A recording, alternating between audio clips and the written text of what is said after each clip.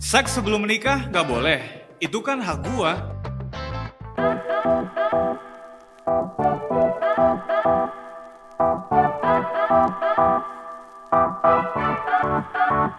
Hai, jumpa lagi di Insight. Kali ini kita akan bahas sesuatu yang buat sebagian orang masih tabu banget untuk dibahas. Tapi semakin kesini, udah jadi semakin sering diomongin dengan terang-terangan. Terutama di kalangan anak-anak muda. Apa itu? Seks. Lebih spesifiknya adalah sex before marriage. Sebuah penelitian menunjukkan bahwa 9 dari 10 orang Amerika, baik pria dan wanita, telah melakukan hubungan seksual sebelum menikah. Selain itu, sebuah survei terhadap lebih dari 38.000 orang hingga usia 44 tahun, 95% orang Amerika telah berhubungan seksual sebelum menikah. Itu kan di Amerika. Kalau di Indonesia, data dari KPAI dan Kemenkes 2013 sekitar 62,7% remaja Indonesia telah melakukan hubungan seks di luar nikah. Sebesar 46% remaja Indonesia berusia 15 hingga 19 tahun sudah berhubungan seks. Wow. Dan fakta menunjukkan bahwa mereka yang telah berhubungan seks sebelum menikah biasanya mulai melakukan di umur yang sangat belia. Padahal resikonya besar. Mereka bisa terkena penyakit menular seksual dan mengalami kehamilan yang tidak diinginkan.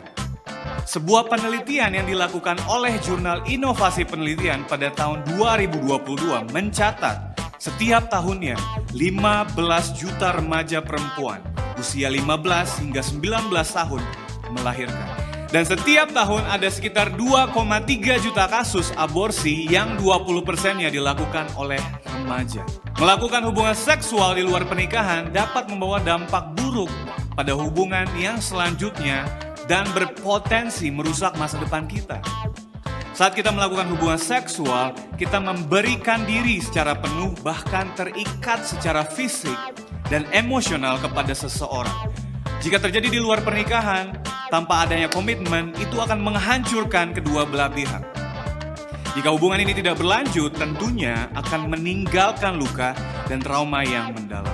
Meskipun akhirnya kedua pasangan ini menikah, seks sebelum menikah bisa menghilangkan respect terhadap satu sama lain. Salah satu alasan mengapa tingkat perceraian begitu tinggi pada orang yang telah melakukan seks sebelum menikah, dikarenakan bisa jadi sebenarnya komunikasi mereka belum baik, dinamika hubungan yang kuat belum terbentuk, kecocokan pun belum terbentuk.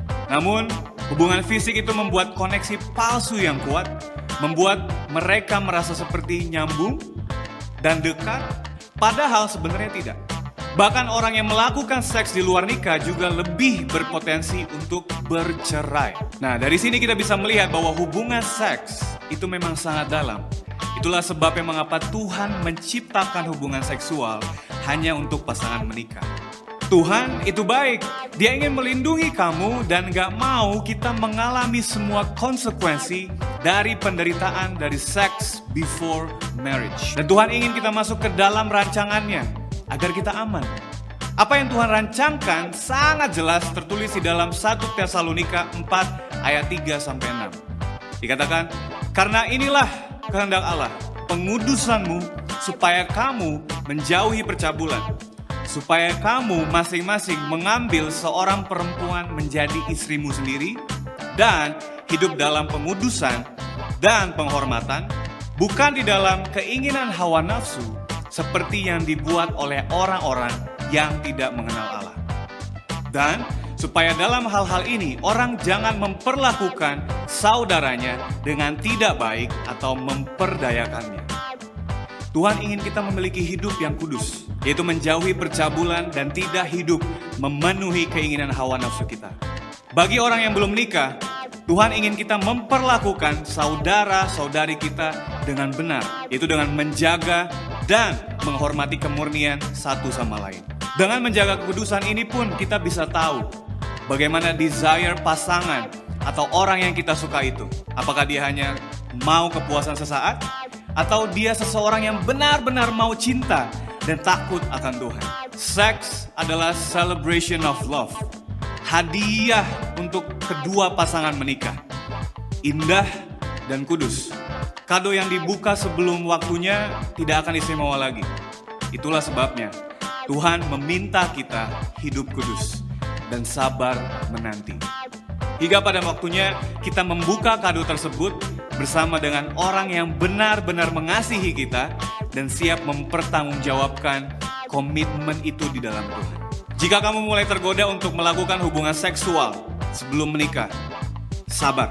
Seks sebelum menikah tidak seindah yang ditampilkan di film-film. Banyak konsekuensi yang tidak pernah dibahas di film. Tunggu hingga menikah, maka hal itu akan jauh lebih indah. Jika kamu bergumul dalam area ini dan kamu butuh bantuan, kamu bisa menghubungi kami melalui link di bawah ini. Kalau video ini membantu kamu, please like, subscribe, and share ke teman-teman kamu. Ada topik yang mau dibahas di Insight selanjutnya, tulis di kolom komentar. Thanks and see you in the next video.